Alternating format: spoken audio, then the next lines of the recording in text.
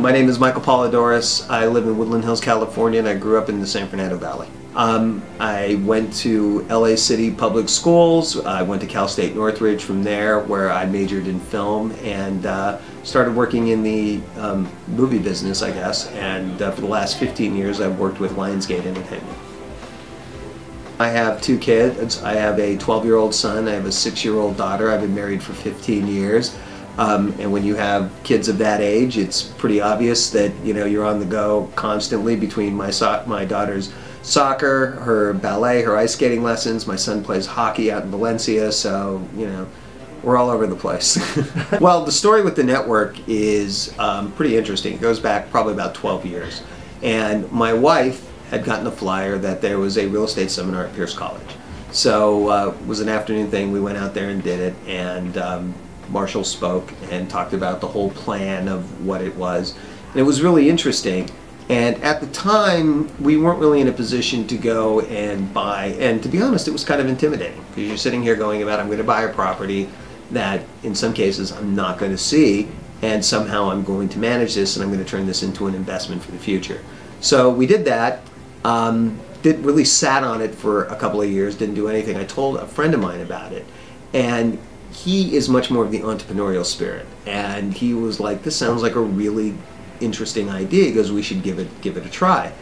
And at that time is when the Reddick program started really pushing the VAs. And the VAs were even a better way for us to go, just because that they didn't have a cap on the number of mortgages that you needed. So after getting over that initial kind of, whatever you want to call it, fear of doing it, with my partner Dan, we decided, let's give it a go. So we picked Indiana because the home prices there had been pretty much steady. They didn't appreciate that much, but on the other side, they didn't climb that much. So you were pretty rock solid when it came to what they were actually, the worth of what the house would be. We were able then to, through the Reddick network, which was fantastic, is its turnkey operation. So you have property management, you have the real estate agent, it's all set up ahead of time, the fees are there. It's not, you don't have to go out and negotiate anything, which was by far the easiest part of doing it. Buy the house, sight unseen, which was nerve-wracking, of course. I think for the first one we actually sent a home inspector out there, and we got the report back. We then, after we closed the loan, we had the real estate management company went out and found somebody very quickly. And just like that, we had our first house. The rent was coming in. It was more than paying for the mortgage.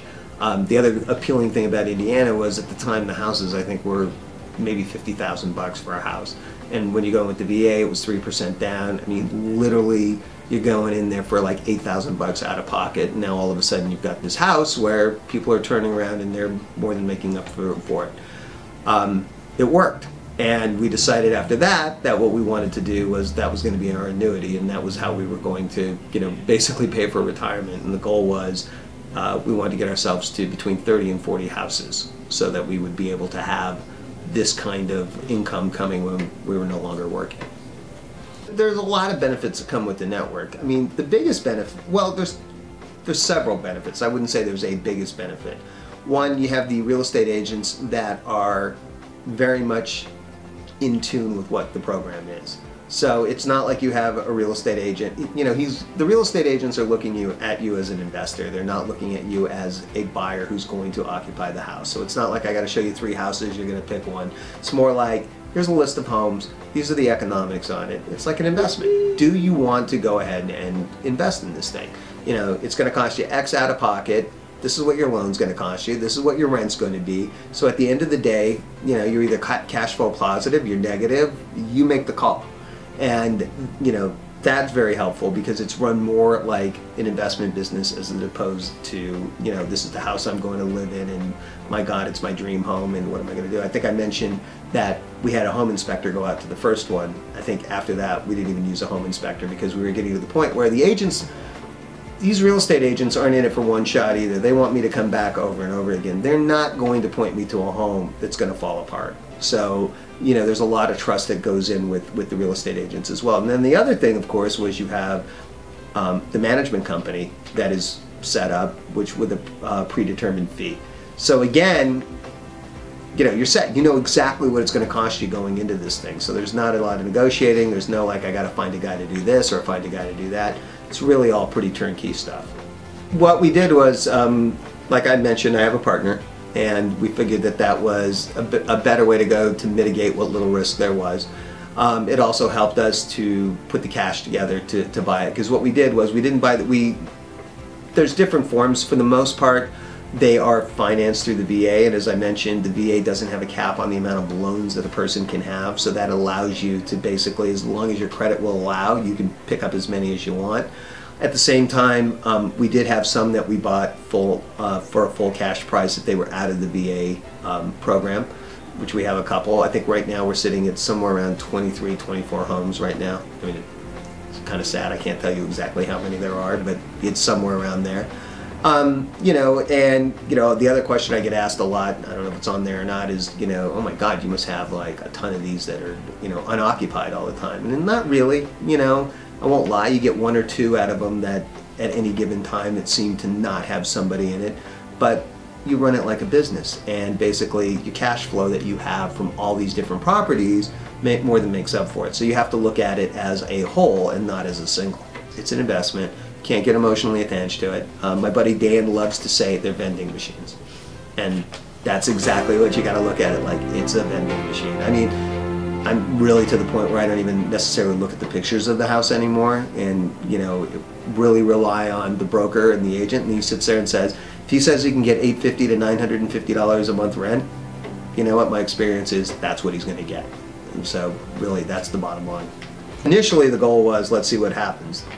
Beyond that, the goal was, you know, let's get as many of these homes as we can. Let's get them paid off as soon as we can, and so that the fact that they will then at some point turn into the ATM, and, you know, the $850 per month for each, you know, property on average that comes in will be, you know, go to the corporation basically, and that will become revenue as opposed to having to pay off the mortgages.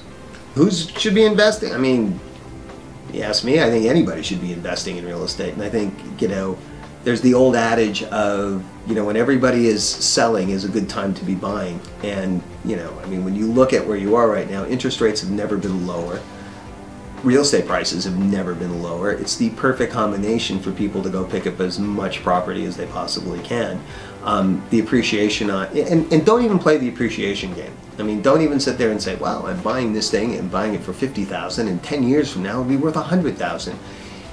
If you buy it for $50,000 and it doesn't appreciate a dime, and somebody else is paying your rent or paying your mortgage over the entire life of the loan, and you just invest it all back, so basically you're saying that you got a $550 note or $550 a month mortgage payment, you may have an $850 rent that comes in, you can get that sucker paid off within 12 years.